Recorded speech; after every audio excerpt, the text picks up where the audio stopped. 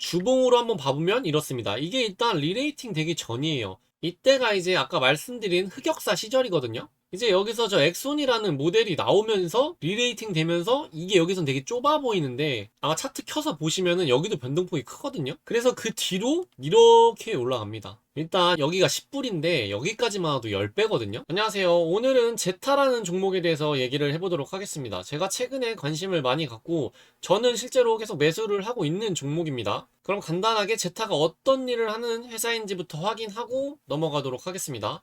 제타는 일단 24억 개 이상의 데이터를 가지고 있고요. 그걸로 5.5억 명의 정보를 갖고 있습니다. 프로필 아이디. 이게 24억 개 데이터인데 5.5억 명은 또 뭐냐 할 수 있는데 이 24억 개 파편화된 데이터들이거든요. 그거를 한데 모아서 밥이라는 사람이 있다고 치면은 이 모든 정보가 밥 하나구나. 그걸 알아채줍니다. 그래서 24억 개가 모여서 만든 게 이 5.5억 명에 대한 정보예요. 5.5억 명이 어느 정도 수치냐면요. 미국인의 성인은 2.3억 명에서 2.5억 명이라고 합니다. 일단 미국인 성인 정보 프로필은 다 갖고 있다고 보시면 돼요. 이 밥이라는 사람이 있다면 스마트폰도 있고 노트북도 있고 뭐 태블릿이라든지 뭐 이메일도 쓰고 여러 가지를 할 텐데 그게 이제 한 사람인지 뭐 다 다른 사람인지 그걸 제타는 알고 있습니다. 식별 데이터로 이미 그런 데이터가 합쳐져서 이 정보가 다 있는 거예요. 그래서 이 모든 정보가 이 한 명이구나 해서 이렇게 한 명 한 명 카운트가 돼서 5.5억 명께 모인 겁니다. 그럼 이제 저 밥이 클릭하고 구매하고 방문하는 것을 관찰을 해요. 그럼 이제 이 밥이라는 사람이 이런 데이터들로 인해서 무엇을 지금 사고 싶은지, 뭘 살 건지, 예를 들어 스마트폰에서는 골프공을 검색하고 집이나 회사 PC에서는 골프채를 검색해봤다고 치면 아, 지금 밥이 골프 관련된 걸 원하는구나. 그런 데이터들로 AI가 예측을 해서 할인 쿠폰이라든지 뭐 이벤트라든지 그런 광고를 송출해줍니다. 그러면 이제 낭비되는 광고가 일단은 없죠. 이 사람이 뭘 원하는지 정확히 알고 그거에 관련된 광고를 쏴주는 거니까요. 그리고 이제 여타 다른 광고 뭐 이런 곳에서는 이 다 따로따로입니다. 스마트폰, PC, 태블릿, 뭐 이메일 등 뭐 여기저기에서 이 한 사람이 하는 건지 뭐 여러 사람이 하는 건지 이게 식별이 안 돼 있는데 제타는 그게 한 사람인지 뭐 두 사람인지 그 정보가 이미 다 있는 거예요, 데이터로. 그래서 여러 기기를 사용하더라도 실제 그게 밥인지 뭐 다른 사람인지 이런 거를 판별해 냅니다. 그렇기 때문에 광고주들한테 더 높은 광고 대비 효율을 보여줄 수 있는 거예요. 1달러를 넣었을 때 이제 6달러로 돌려주는 이런 광고 효율을 보여주는 회사라고 생각하시면 됩니다. 제타는. 그럼 이제 차트 보면서 주가를 보실 텐데 일단 24년도 11월 13일인데 주가가 이렇게 빠지죠? 왜 빠졌냐면 공매도 보고서가 나왔습니다. 그래서 여러 의혹들이 제기가 됐어요. 가장 큰 거는 회계부정과 이 데이터에 대한 오염이에요. 이 데이터가 애초에 수집이 불법적으로 잘못됐다라는 그런 공매도와 회계부정, 매출 부풀리기, 다른 회사랑 니들이랑 그냥 계약만 이렇게 왔다 갔다 하면서 실제 매출은 없지만 장부상의 매출은 부풀렸다. 이런 공매도 의혹이 제기가 됐습니다. 이거는 뒤에 가서 다뤄보겠고요. 그러면서 이제 주가가 이런 식으로 하면서 지금은 이제 19불 근처에 와 있어요. 그럼 이 제타가 왜 매력적이고 지금 왜 저평가인지를 보면은 일단 공매도에 관련된 건 거의 다 해소가 됐습니다. 이제 뭐 100%는 아니더라도 거의 해소가 됐다고 보는 편이 조금 더 객관적이고 데이터상 맞습니다. 그런데 시장에서는 아직 의심의 눈초리로 모든 게 풀려지지 않은 의혹이 많이 남아있는 상태예요. 그러면서 일단 주가는 흐지부지 하고 있는데 이게 진짜 지금 저평가거든요. 뒤에서도 다룰 거지만 간단하게 얘기하면은 26년에 매출 가이던스가 1.7조 원 정도 됩니다. 1.6조인가 1.7조 정도가 돼요. 근데 시가총액은 지금 7조 정도가 돼요. 6, 7조가 됩니다. 하나로 따진 거예요. 보시면은 애초에 절대값 자체가 좀 싼 편입니다. 20%에서 30% 이상 성장하는 성장주 소프트웨어 기업 할 때는 이거 진짜 밸류에이션이 진짜 낮은 거거든요. 그럼 이제 만약에 더 떨어져서 막 17불, 16불 다시 갔다고 치면은 뭐 한 4조 이렇게 되겠죠? 그럼 26년 가이던스는 1.7조입니다, 매출이. 2, 3년 매출이면 뭐 시가총액을 이미 뛰어넘죠, 매출이. 그리고 매출은 계속 성장할 텐데 20% 30% 성장한다 치면은 결국엔 뭐 2조 되고 뭐 3조 되겠죠. 그때도 이 주가에 머물러 있기라는 저는 힘들다고 좀 보거든요, 산술적으로. 그래서 저도 좀 이해가 안 가는 좀 많은 저평가를 받고 있는 기업이에요. 그래서 저는 지금 매력적이라고 많이 느껴서 계속 담고 있습니다. 매도 매수 추천 아니고 그냥 저의 포지션에 대한 얘기를 하고 있는 거예요. 제 영상을 오래 보신 분들은 알겠지만 저는 로켓랩이랑 템퍼스랑 이 제타에 지금 투자하고 있습니다. 세 개를 주 종목으로 가고 있어요. 그래서 이거는 계속 담고 있습니다. 떨어질 때마다. 그럼 저 이제 공매도 해소가 됐냐 안 됐냐 뒤에 다뤄볼 거긴 한데 기간 보유량을 보시면 그 공매도 리포트가 나온 지 1년이 넘었습니다. 이 23년 12월 전에 나왔는데 그게 만약에 진짜라면은 기관 보유량이 이렇게 늘어날 리가 없죠. 이 기관들도 뭐 벵가드라든지 블랙록, 골드만삭스 이런 이름만 대면 아는 아주 큰 기업들에서 지금 담고 있는 기업입니다. 그럼 이 회사들에서 저런 공매도 리포트가 나왔을 때는 다 그거를 검토하거든요. 검토해서 문제 없으니까 목표 주가도 내고 기간 보유량도 당연히 올라왔겠죠. 지금 기간 보유량은 최대치입니다. 기간 보유량이 모든 걸 말해주고 모든 걸 대변해주진 않지만 일단 총 기간 투자자는 588건입니다. 롱이 565건이고요. 숏이 7건이에요. 그래서 유동 주식 중에 90% 기간이 갖고 있거든요. 그러니까 유동 주식이 일단 별로 없는 주식입니다. 다 기간이 좀 틀어 잡고 있어요. 이거는 근데 조사하는 기간마다 조금씩은 다를 수 있는데 적어도 80% 이상이라고 보시면 될 것 같아요. 이게 발행 주식 수 대비 뭐 기간 얼마 들고 있고 유동되는 주식이 얼마고 묶여있는 주식 얼마고 다 해서 산수를 해서 나온 걸 테니까요. 조금씩은 오차가 있지만 그렇게 큰 오차를 나타내진 않습니다. 그럼 이제 제가 제타를 바라보는 26년의 리레이팅 시나리오를 한번 말씀드려 보겠습니다. 우선 저는 엠러빈과 좀 비교를 했거든요. 그럼 이제 왜 엠러빈과 비교되는지 한번 알아볼 텐데, 엠러빈의 상승 촉매는 엑손 2.0이라는 AI 엔진이 있었어요. 제타에게는 이제 그것과 비슷한 아테나라는 AI 엔진이 이제 나옵니다. 이제 데이터의 힘과 AI의 미래, 이게 함께 만났다고 볼 수 있는데요. 제타에게는 24억 개 고유 데이터셋이 있습니다. 이게 어느 정도냐면은 구글, 아마존, 메타, 제타입니다. 그 다음이 이게 이제 순위는 왔다 갔다 하고요.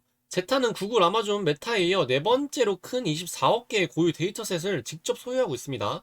여기서 중요한 거는 빌려온 데이터가 아닌 직접 확보한 데이터이기에 마진율이 이제 폭발할 준비가 되어 있는 거죠. 이런 고유 데이터셋은 엠러빈도 가지고 있었어요. 그리고 오픈 AI와 파트너십인데, 최근 오픈 AI와 파트너십은 단순한 협업이 아니라 제타가 가진 방대한 연료, 이 데이터, 거기에 오픈 AI라는 가장 똑똑한 엔진을 얻는 것과 같은 거예요. 뇌를 얹었다 보시면 됩니다.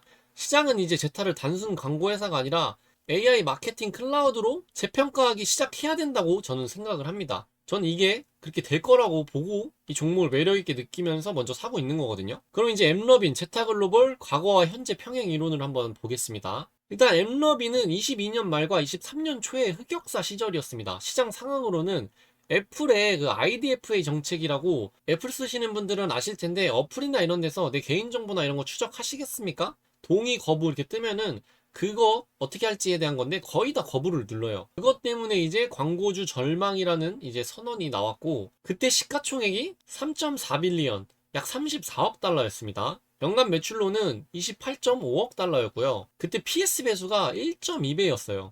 이제 굴욕적인 저평가였습니다. 이때는 진짜 완전 공포와 함께 맞물린 저평가였죠. 이제 그럼 엠러빈은 뭐 광고 대행회사 그 이상도 이하도 아니다, 뭐 이렇게 갔습니다. 그때 또 하필 정체 및 역성장이 있었습니다. 성장률에. 그래서 그런 저평가를 받다가 여기 핵심 촉매제가 된 게 이 엑손 2.0 AI 엔진이었습니다. 그때 당시 시장에 냉대가 팽배했는데 애플의 목숨줄 잡힌 껍데기 광고판 정도로 이렇게 잡혀 있었어요. 그치만 이게 엑손 2.0과 함께 재평가 받으면서 리레이팅 된 결과 시총이 1000억 달러를 돌파해서 약 30배가 올랐습니다. 단순히 이거 하나 때문에 올랐냐, 딴 거 있지 않나요? 하실 수 있는데 이것 때문에 올랐습니다. 이것 때문에 마진도 오르고 이익도 오르고 성장률도 올라서 시가총액 주가가 미친듯이 올라갔습니다. 이따 차트를 보시면 아시겠지만 그냥 쭉 올라갔거든요. 그럼 이제 제타 26년 현재 저평가 구간인데 한번 보겠습니다. 공매도 리포트로 데이터 신뢰도 의구심이 일단 팽배해진 상태고요. 시가총액은 약 52억 달러, 5.2빌리언입니다. 지금은 조금 더 떨어졌어요. 이 자료 준비할 때보다 지금 좀 더 내려갔기 때문에. 어쨌든 연간 매출은 17.3억 달러입니다. 이건 26년 가이던스예요. 그리고 PS 배수는 약 3배 정도라고 보시면 됩니다. 이건 저평가거든요, 굉장히. 이게 진짜 말도 안 되는 저평가인 거고 3.0도 거의 말도 안 되는 저평가긴 해요. 성장률 보시면 26년 제타글로벌의 성장률 가이던스는 34%입니다. 25년도 성장률이 어차피 높아요. 26년 가이던스가 올라가면서 더 높아진 거긴 한데 25년도 높습니다. 그럼 이제 핵심 촉매제로 아까 제가 말씀드린 아테나, 이 에이전틱 AI가 있습니다. 이 촉매제가 대기 중인데 이거는 1분기 마감인 3월 말에 정식 출시돼서 다 뿌려져요. 지금 베타 테스트를 하고 있는 기업들이 있거든요. 그 기업 중에 UFC랑 WWE 거기 먼저 쓰고 있거든요, 베타로. 그 미리 쓰고 있는 베타 기업들이 CES에서 나와가지고 되게 효과도 좋고 효율도 엄청나게 올려줘서 굉장히 만족한다 하면서 되게 극찬을 했거든요. 어쨌든 그런 모델이 3월 말 1분기가 끝나고 정식 배포가 됩니다. 지금은 데이터 수집 의심되는 적자 기업으로 시장의 냉대를 받고 있는데, 이 적자 기업도 얘가 일단 논갭에서는 당연히 흑자거든요. 근데 그 갭 조정 EBITDA 말고 그냥 진짜로 흑자로 돌아서는 가이던스가 26년 1분기예요. 그러니까 3월 말에 뭐가 되게 몰려있죠. 일단 3월 분기가 마감되고 이게 이제 5월 정도에 실적 발표가 나올 텐데, 그때 이제 진짜 흑자 기업으로 돌아서는 이 촉매제도 뒤에 가서 다시 당연히 다뤄보겠습니다. 그래서 그 리레이팅이 만약에 된다고 치면은 시총이 100억에서 200억 달러 1차 목표로는 충분히 갈 수 있다고 저는 생각을 하고 있습니다. 지금이 20불, 뭐 19불 이런데 30불에서 뭐 50불 그 이상은 당연히 갈 수 있다라고 생각을 해요.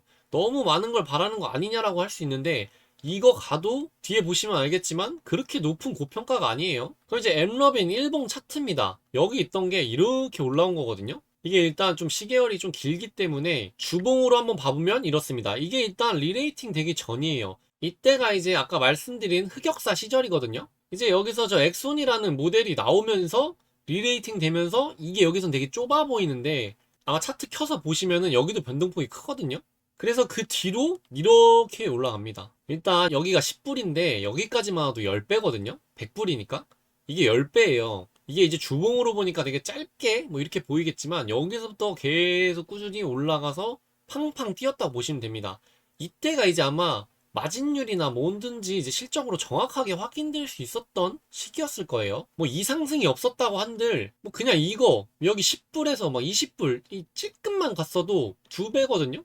조금만 더 찔끔해도 3, 4배란 말이에요. 그래서 저는 제타를 바라볼 때 여기까지는 지금 뭐 얘기하기도 의미 없고, 제가 바라는 정상화는 그냥 조금 이 정도예요.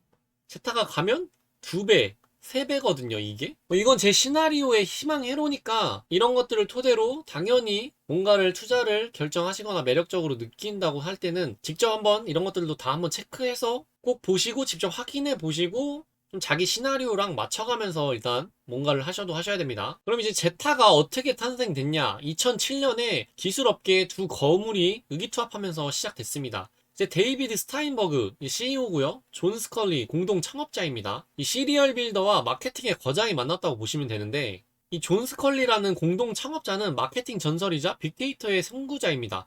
이 펩시 챌린지라고 아시나요? 펩시 챌린지라고 좀 유명한 광고 챌린지 같은 건데 이분이 한 거고요. 이분은 일단 전 애플 CEO입니다. 이 사람이 잡스도 고용했다가 해고한 사람이거든요. 그리고 이 사람은 빅데이터에 주목을 했고 지금은 아쉽게도 은퇴를 했습니다. 86세에. 그래서 이 사람과 데이비드 스타인버그, 이 사람도 연쇄 창업가예요, 거의. 그래서 창업을 7개나 했습니다. 7번째 성공이라고 했지만 실제로 문제가 있었던 기업도 있습니다. 망했던 기업도 있고요. 그 문제 있던 기업 이후에 일단 이 사람과 만나서 제타라는 게 나오게 된 건데요. 스켈리의 마케팅 통찰력과 스타인버그의 실행력이 만나서 제타가 탄생된 겁니다. 이제 말하기를 스카이워커를 찾아낸 요다와 같은 관계로 좀 묘사되고 있어요. 그럼 이제 저렇게 좋은 제타가 도대체 왜 저렇게 떨어졌냐? 공매도 보고서 때문에 그렇거든요. 이제 제타에게 절체절명의 위기인데 지금 아직도 주가로만 보면 위기죠. 24년 11월 13일 공매도 세력인 컬퍼리서치가 제타를 정조준했는데 충격적인 폭로를 했고, 그거에 따른 경영진의 정면 돌파가 있었습니다. 우선 시장에 패닉이 온 거는 매출 조작과 불법 컨센트팜, 동의 농장이라고 하는데 사용자의 데이터를 받기 위해서 동의할 수 있게 거의 좀 낚시 같은 거짓 취업 뭐 이런 알선 사이트라든지 그런 가짜로 만들어진 무언가를 통해서 사람들의 데이터를 동의받고 모았다라는 의혹과 매출 조작, 너네 회계 부정 있는 거 아니야? 실제로는 매출도 없으면서 계약을 서로 주고받고 그걸로 매출 올린 거 아니야? 라는 의혹이 제기가 됐습니다. 그래서 하루 만에 주가가 37%가 폭락해요. 근데 이제 여기에서 CEO 스타인버그의 정면 반격이 있습니다. 그거의 팩트는 오해일 뿐이고 감사인 이름조차도 틀렸다 해요. 그러니까 얘네가 공매도 보고서를 낼 때 제타의 재물을 감사했던 그런 감사인 그 업체 이름도 몰랐다 해요. 제타의 회계 감사를 하는 곳은 딜로이트라는 곳인데 그거의 이름조차 틀렸어요. 딜로이트가 아니라 다른 이상한 회계 감사 뭐 그런 감사인 이름이 적혀 있습니다. 그런 다음에 경영진은 1억 달러 자사주 매입을 하고 직접 매수도 나섰습니다. 경영진들끼리. 그래서 자신감을 증명해 준 거죠. 자사주 매입하는 거 보면. 그래서 경영진의 자신감을 볼 수 있었고요. 즉각 바로 대응했습니다. 다른 데서는 공매도 보고서가 나오면 사실 무근이다, 뭐 대응을 안 하는 곳이 많거든요. 근데 여기는 직접적으로 다 반박을 합니다. 자료들을 가져오고 아니다 하면서 자사주 매입까지 해요. 그래서 제타 측에서는 제타의 회계에 문제가 있는지랑 그 데이터 수집이 잘못됐는지 그거에 대한 포렌식 검사를 다 받았습니다. 그걸 다 받은 자료까지 공개하면서 아니다라고 반박을 했고요. 이게 매출 조작 의혹이 제타가 거래했던 어느 업체가 애초에 없는 기술로 있다고 하면서 상장을 노리던 회사예요. 거기랑 일단 제타가 계약을 해서 서로 매출이 발생된 걸로 됐는데 이제 얘가 사기니까 이제 제타도 사기다. 어떻게 보면 제타는 피해자거든요. 사기를 당한 기업이거든요. 어쨌든 그런 게 있는데 제타 전체 파이로 했을 때 매출이나 뭐 그런 데이터 상태로 봤을 때 1%? 2%인가? 그 정도밖에 일단 차지가 안 됩니다. 일단 이게 사실도 아니라고 반박을 했는데 그게 만약에 뭔가 조금의 문제가 생긴다면 그래 봐야 1, 2%라는 거죠. 일단 여기서 그래도 문제가 생길 수 있다는 거는 소송에 걸려있는 상태입니다. 이거는 리스크를 좀 다루는 뒤에 가서 같이 보도록 하겠습니다. 그럼 이제 26년 리레이팅 촉매제 제 시나리오를 한번 말씀드릴 텐데요. 회사 내부적 요인부터 말씀드리겠습니다. 데이터 소유권과 1분기 갭 흑자 전환, 아테나의 상용화, 성장 가이던스의 자신감입니다. 제타의 데이터 및 AI 기반 성장의 미래를 좀 보자면은 우선 데이터 소유권 및 규모인데 24억 개 이상의 고유 아이덴티티를 소유하고 있습니다. 이걸로 AI 트레이닝은 이미 계속 하고 있어요. 이게 챗GPT가 되면서 이제부터 하는 게 아니라 원래부터 하고 있었습니다. 얘네도 AI 모델이 있습니다. 이 정도 규모는 세계에서 3, 4위 정도인데 그 앞에 있는 애들은 다 폐쇄형 플랫폼입니다. 앞에 말씀드린 메타, 아마존, 구글 이런 데는 폐쇄형이에요. 자기 안에 들어와 있는 회원들에 대한 데이터만 수집하고 있는데 이제 구글이라든지 메타, 아마존은 자기네 영역을 벗어나면은 거기서부터는 완전 메롱이 됩니다. 알 수가 없어요. 자기 안에 폐쇄형 플랫폼 안에 들어와 있는 것들이 아니기 때문에. 근데 제타는 그런 게 없이 그냥 오픈앱 최대 규모라고 보시면 됩니다. 그 안에 있든 밖에 있든 제타는 그게 누군지 식별이 가능하다는 얘기예요.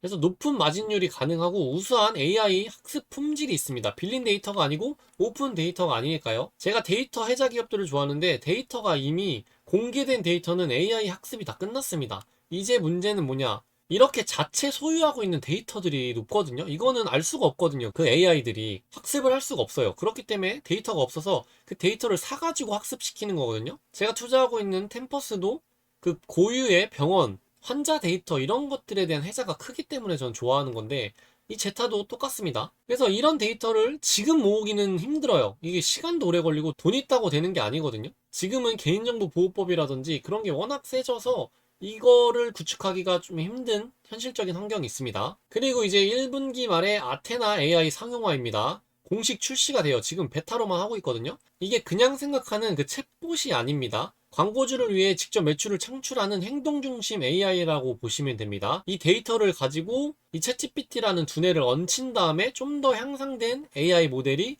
이제 모든 광고와 고객 관리, 매출 관리를 데이터를 가지고 해준다고 보시면 됩니다. 그리고 제가 생각하는 가장 중요한 촉매제 26년 1분기 갭 흑자 전환입니다. 26년 1분기에 가이던스로 역사적인 전환점을 맞이하는데 성장만 하는 회사가 아니라 고품질 흑자 기업으로 손익분기점을 넘습니다. 가이던스로요. 이게 확정된 건 아니지만 가이던스로 그렇게 말을 하고 있으니 맞겠죠? 베타라는 기업은 17분기 연속으로 이 가이던스를 상회했습니다. 그 가이던스 비트했다는 얘기죠. 하회한 적이 한 번도 없어요. 자기가 말한 가이던스보다 17분기 연속으로 높습니다. 이번 2월에 나오는 4분기를 봐야겠지만 거기도 높으면 18분기 연속으로 가이던스보다 높은 실적이 나오게 되는 기업이에요. 그러니까 재무적으로 굉장히 튼튼한 기업입니다. 자신감 있는 성장 가이던스를 제기했는데 21%에서 34%로 업데이트 됐습니다. 가이던스를. 이게 이제 아테네와 마리골드, 이 마리골드도 중요하거든요. 이 마리골드 뭐 간단하게 말하면 이메일 업체예요. 이메일 관련된 뭐 그런 것들을 다 갖고 있는 곳인데 이 인수가 중요한 이유는 여기서 다 다루기에는 내용이 너무 많기 때문에 따로 다룰 수 있으면 다루겠지만 간단하게만 여기서 얘기하면은 이제 다른 나라로 뻗어나갈 수 있는 성장 발판과 조금 더 파일을 넓힐 수 있는 뭐 그런 좋은 인수였다고 보시면 될 것 같습니다. 그래서 그걸 통해서 가이던스가 향상이 됐습니다. 성장률 34%. 아테나 및 마리골드 인수의 시너지를 내부에서 확인을 했다는 표시예요. 그러니까 가이던스 상향했겠죠. 이제 다음 리레이팅 촉매제는 거시경제 및 외부 환경입니다. 26년 슈퍼사이클과 금리 인하 기조, 소형주 상승 랠리, 공매도 세력의 후퇴입니다. 26년 슈퍼사이클 뭐가 있냐? 중간선거랑 북미 월드컵이에요. 디지털 광고 예산이 폭증하는 시기거든요. 그럼 이제 타겟팅 강자인 제타 플랫폼에 자금이 집중이 되겠죠. 왜냐하면 미국 중간선거는 개인 성인한테 쏴줘야 되잖아요. 그 성향에 따라서 맞는 광고를 내줘야 되기 때문에 제타만한 곳이 없죠. 그리고 북미 월드컵에는 광고가 떡상을 합니다. 광고료도 그렇고 광고 하려는 광고주들도 줄 서 있기 때문에 효과가 너무 좋으니까요. 그럼 좀 더 효율적인 광고, 좋은 광고를 위해서 돈을 얼마든지 지불할 광고주들이 돈 싸들고 달려오는 거예요. 그러면 이제 26년 이 사이클은 좋을 수밖에 없다라고 생각합니다. 저는 기업 실적에 있어서요. 그리고 금리 인하 기조입니다. 이거는 제가 이미 25년부터 얘기해온 시나리오인데 그때 금리 인하 뭐 된다 안 된다 뭐 말이 많을 때였는데 저는 당연히 될 거라고 보면서 25년 말이라든지 26년부터는 금리 인하 기조로 소형주의 상승세가 도드라질 거다라고 생각을 했고 영상으로도 이미 남겨놨습니다. 금리 인하가 되면 성장주에 불이 붙어요. 그렇기 때문에 굉장히 큰 상승을 하거든요.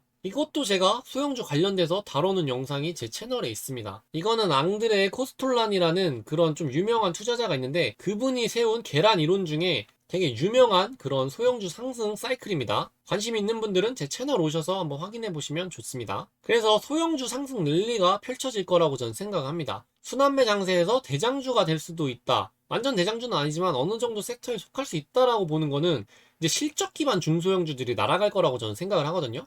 지금 시장의 관심사가 뭐예요? 26년에 소프트웨어한테 좀 요구되는 거는 돈 버는 AI 기업입니다. 얘네 AI로 돈 벌어 못 벌어로 지금 주가가 요동을 치는데 이제 돈을 버는 기업으로 바뀌는 거예요. 지금 말로만 우리 나중에 돈 많이 벌 거야 이런 기업은 다 때려 맞고 있거든요. 그렇기 때문에 제타 26년 흑자 전환이 되는 그 시점이 저는 상승 촉매제가 될 거라고 생각합니다. 이 광고 예산 폭발하는 슈퍼사이클과 그 AI 모델 아테나와 금리 인하 기조로 소형주 상승 랠리 그러면서 상승이 되고 실적이 찍히면 공매도가 후퇴하겠죠. 그럼 어쩔 수 없이 강력한 쇼커버링 나옵니다. 지금 공매도 잔량 10% 정도 되거든요. 많은 건 아니지만 어쨌든 그게 나오면은 상승은 당연히 나옵니다. 그래서 그게 노이즈로 판명될 시 굉장히 상승 촉매가 여러 방향에서 터지죠. 그럼 이제 다음 촉매제 리레이팅 시나리오는 제2의 엠러빈인데 엠러빈의 사례와 평균으로의 회귀 그리고 판단을 보겠습니다. 엠러빈의 사례와 밸류에이션 리레이팅 좀 보자면은 엠러빈의 사례는 AI 엔진 효율 증명 후 주가가 급등을 했습니다. 일단 이 엑손 2.0 AI 엔진으로 효율을 증명해요. 그런 다음에 실적으로 찍히고 증명이 되면서 주가가 몇 배 상승을 해버립니다. 리레이팅 됐고 제타 역시 아테나로 똑같은 경로로 저는 갈 거라고 봅니다. 지금이 저평가거든요. 제가 보고 있는 30불 이상 50불은 뭐 그렇게 고평가를 바라는 게 아니에요. 지금 이 오해들로 낮아져 있는 저평가 이거를 평균으로 업계 평균 피스 8배에서 8배로 올리면 이 가격이 나옵니다. 30에서 50 사이. 그러니까 많이도 안 바리 고평가를 바라는 게 아니에요. 그냥 업계 평균만 쳐줘라. 쳐주면 이 정도가 된다. 거든요. 뭐 제 영상을 보는 모두가 공감하실지 안 하실지는 모르겠지만 저는 당연히 이 정도는 좀 쉽게 갈 거라고 생각을 하거든요. 뭐 그 과정에서 많은 시련과 역경이 있겠지만 결국에 26년도 저런 모멘텀들이 터져준다면 생각보다 빠르게 갈 수도 있다라고도 생각합니다. 그래서 AI 실적 확인으로 흑자 전환까지 맞물리면 주가 상승 구조가 충분히 나온다고 봅니다. 흑자 전환과 AI 실적 이렇게 합쳐지면 30 중반 이상은 충분히 가능하다고 봅니다. 업계 평균 밸류에이션만 받아도 이 정도는 충분합니다. 그러니까 지금이 지나치게 조금 낮아져 있다 그렇게 생각합니다. 여기에 촉매제로 평균으로 돌릴 만한 건 이 판단에 말씀드린 것과 같다고 보시면 될 것 같습니다. 그럼 이제 저렇게 다 좋냐? 저렇게 좋으면 바로 사야 되는 거 아니에요? 이럴 수 있지만 당연히 리스크도 있습니다. 그래서 이 리스크도 당연히 생각하고 여러 가지를 생각해서 주식을 하셔야겠죠. 당연히 뭐 좋은 것만 있다고 무조건 가는 것도 아니고 주식은 또 뭐 안 좋은 데도 가는 게 있고 좋은 데도 안 가는 게 있기 때문에 뭐 마냥 좋게 바라보면서 당연히 될 거라고 바라는 것도 조금은 아닐 수도 있어요. 좀 시간의 갭차는 있을 수 있습니다. 그렇지만 저는 주가는 항상 기업을 따라서 결국에는 간다라고 생각합니다. 기업의 성장세에 따라서. 이제 가장 크고 본질적인 리스크인 공매도 세력이 집요하게 파고드는 지점을 한번 봐보도록 하겠습니다. 데이터 수집의 정당성인데 FTC 및 개인정보보호법과 집단소송의 장기화 문제가 있습니다. 우선 FTC에서 뭔가를 하고 있다는 거는 오피셜은 아니에요. 그냥 시장의 추측이에요. 그런 추측들로 내려와 있는 거거든요. 그래서 데이터 소유권에 대한 노이즈가 있습니다. 분쟁이 있어요. 이 데이터가 흔들리면 제타라는 기업의 본질이 흔들리기 때문에 저평가 받는 이유기도 하거든요. 이 24억 개의 아이디 이거 문제 있는 거 아니야? 이거 위험한 것 같은데? 이런 꼬리표가 계속 있습니다. 그래서 이게 기만적 수집으로 판단되면 데이터 사용 금지와 대규모 가징금과 이제 데이터 삭제해라. 그걸로 너네 만든 AI 모델 그런 거 다 삭제해. 이렇게 될 수도 있는 최악의 경우가 있습니다. 근데 이건 최악이고 일단 오피셜도 아닌 리스크입니다. 이제 제타 측에서 말하는 거는 여기서 문제가 될 수 있는 것도 1%라고 이야기를 합니다. 이제 이런 거에 문제가 있냐 없냐를 포렌식 검사를 받아서 이제 검증을 해낸 거거든요. 그렇지만 법원의 판단은 다르고 또 정부기관의 판단은 다를 수도 있기 때문에 그거에 대한 무서움이 있는 거예요. 그리고 집단소송의 장기화인데 지금 제타 쪽에서는 기각 신청을 냈거든요. 이거는 그냥 리스크로 달아놓은 거긴 한데 주가가 많이 하락을 하면 주주들은 소송을 합니다. 이거 그냥 기계적으로 소송을 해요. 대형 로펌들에서 이것만 전문으로 주가 많이 떨어졌는데 너네 이것 때문에 주가 많이 떨어져서 주주들 피해봤잖아. 니네가 이거 제대로 안 말해서 주주들 피해봤어. 소송할게 해서 하실 분 모아가지고 소송 거는 거예요. 의례적으로 그냥 합니다. 법원에서도 이것 때문에 좀 피곤하다고 해요. 문제가 많다고 합니다. 그래서 이게 기각 신청이 실패가 되면 정식 재판으로 가기 때문에 막대한 변호사 비용과 경영진의 에너지 분산이 있고 또 정식 재판 간다 하니까 리스크가 있는 거 아니야 해서 주가 저평가 압박이 좀 장기화될 수 있는 리스크가 있어요. 그래서 이 법원에서 이 기각 신청을 받아줄 거냐 안 받아줄 거냐, 받아줘야 제타한테는 좋은 거거든요. 근데 지금 그거를 다루고 있는 판사 성향이 이 공매도 보고서를 잘 믿지 않고 공매도 보고서가 진실은 아니다. 공매도도 결국 돈 벌라고 짜집기 해서 의혹을 증대하고 증폭해서 시장의 무서움을 공포에 떨게 해서 이득을 취한다. 그런 집단이다. 그래서 믿지 않는다. 정확한 정보만 자기는 받는다. 이런 성향의 판사입니다. 공매도 그쪽에 그런 과장된 그런 것 때문에 피곤해지는 거를 싫어하는 판사예요. 그래서 정확한 데이터로만 얘기하자 이건데 제타에서 제출한 데이터들은 딜로이트라든지 세계 업계에서 알아주는 되게 큰 회계 기업이라든지 알아줄 만한 기업들에게 검증을 받아서 그 서류를 제출했어요. 그래도 이 재판 법이라는 게 옛날 구글 반독점 소송을 보시면 알겠지만 그냥 우려감으로 같이 있습니다. 항상 달고 있어요. 리스크를 싫어하니까 시장은. 그리고 이 CEO 데이비드 스타인버그의 과거 이력인데 아까 7개의 회사를 창업했다고 했잖아요. 그 중에 말아먹고 조금 도덕적 해이 문제가 있었던 게 있습니다. 이 인포닉이라는 회사인데 그거에 대한 트라우마, 그걸로 이 CEO에 대한 문제 제기가 있어요. 제 채널에서 주로 다루고 있는 템퍼스 많이 투자하시는 분들은 알 텐데 이거 그 CEO도 달고 있는 비슷비슷한 거라고 보시면 됩니다. 이 사람도 연쇄 창업자라고 보시면 되는데 결국에 지금 집중하고 있는 일은 제타예요. 뭐 많이 하고 있지만 제타에 항상 출근해서 제타 일을 가장 많이 한다고 합니다. 그래서 시장에 이제 걸림돌로 과거의 그림자와 도덕성 의혹이 있습니다. 인포닉 트라우마인데 이 인포닉이라는 곳이 파산 법적 분쟁으로 결국엔 파산했습니다. 여기는.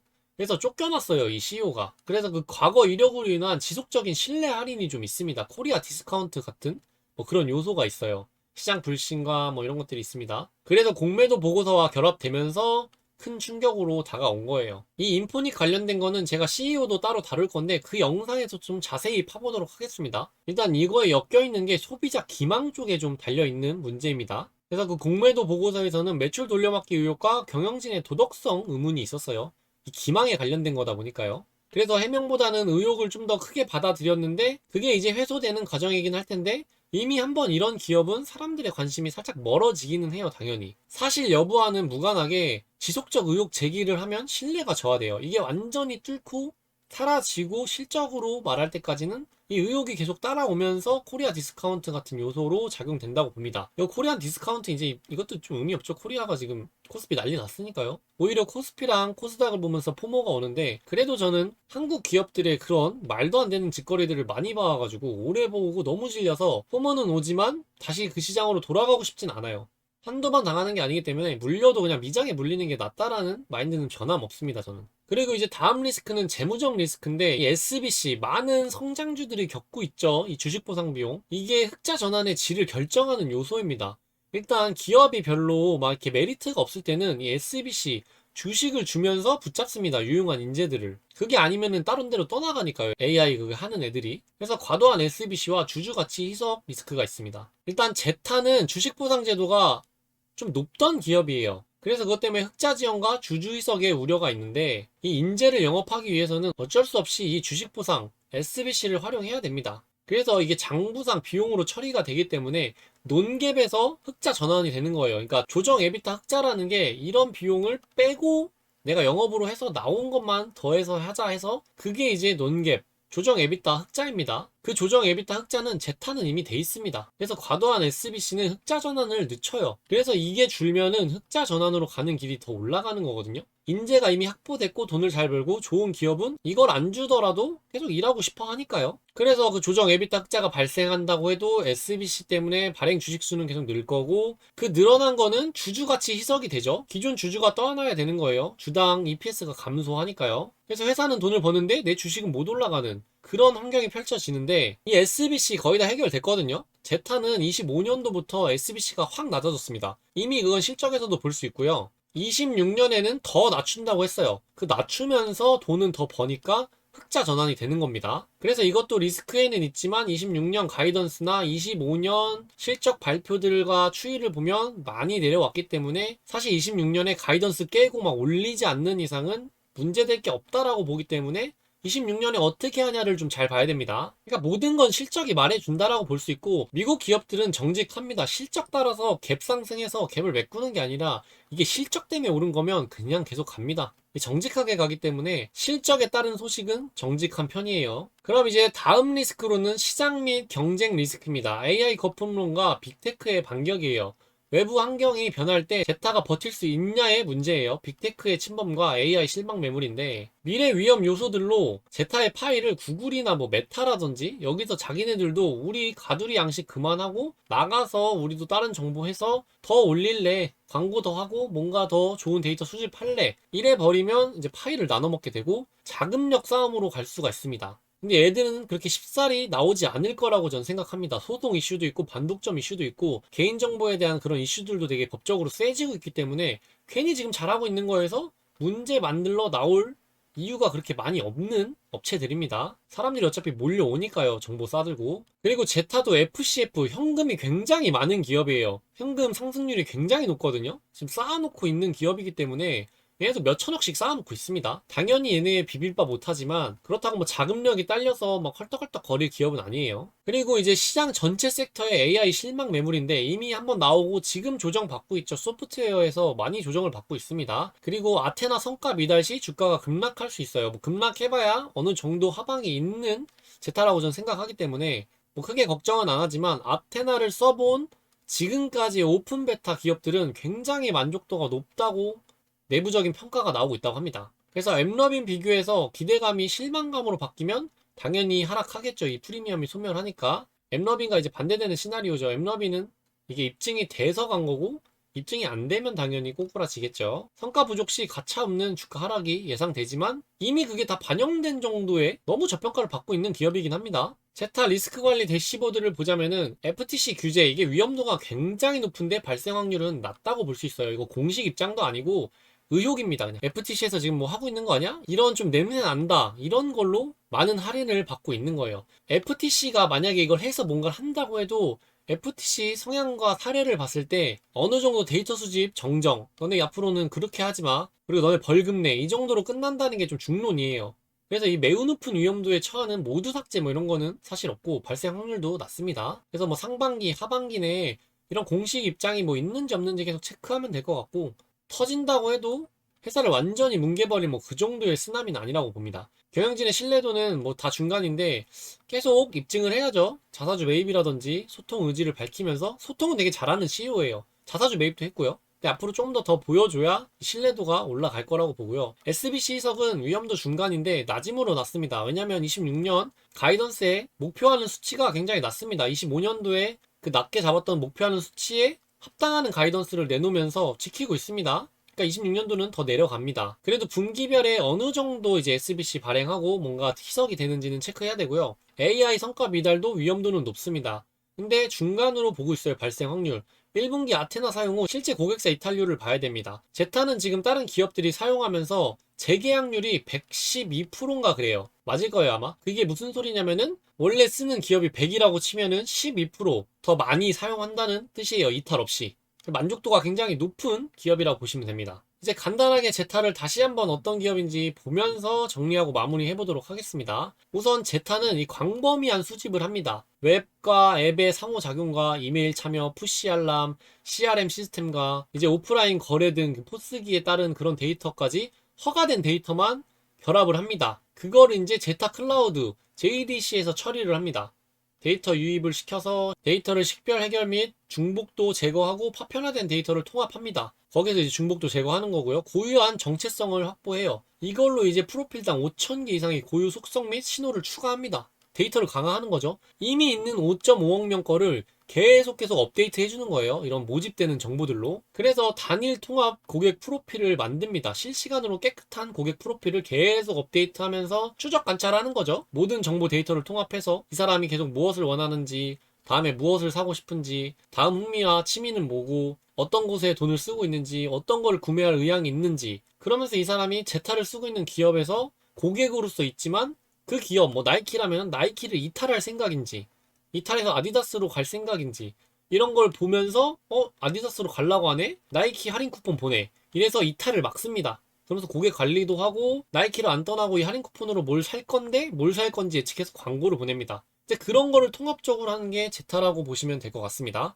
그래서 오늘 제타라는 기업에 대해서 왜 저평가를 받고 있고 그 저평가가 왜 매력적이고 단기간에 많이 올라설 수 있는 리레이팅 될 수 있는 촉매가 뭐고 어떤 시나리오를 지니고 있는지 제타라는 기업이 그런 거에 대한 저만의 시나리오와 가설 뭐 여러 가지 데이터와 통계 근거들로 한번 만들어 봤고요. 이거는 뭐 누군가에 의해서 반박도 될 수 있고 뭐 아니라고 뭐 할 수도 있는데 저의 시나리오입니다. 그렇기 때문에 매수 매도의 추천 절대 아니고요. 이 기업은 성장주고 소형주기 때문에 변동폭이 굉장히 높습니다. 그렇기 때문에 리스크가 굉장히 큰 기업이에요. 멘탈적으로도 힘들 수도 있는 기업이기 때문에 이 기업에 관심이 있으셨거나 보고선 관심이 생겼다면은 자기 생각과 시나리오와 잘 비교하면서 분할로 뭐든지 잘 접근해서 리스크를 최대한 줄이면서 시장에 참여를 하셨으면 좋겠다는 게 제 의견입니다. 오늘 영상은 여기까지고요. 제타가 마음에 드셨거나 제타 주주시라면 구독과 좋아요 부탁드리겠습니다. 제타는 저도 투자자로서 계속 추적하고 기업이 어떤지 뉴스가 있나 이슈가 있나를 추적하고 있기 때문에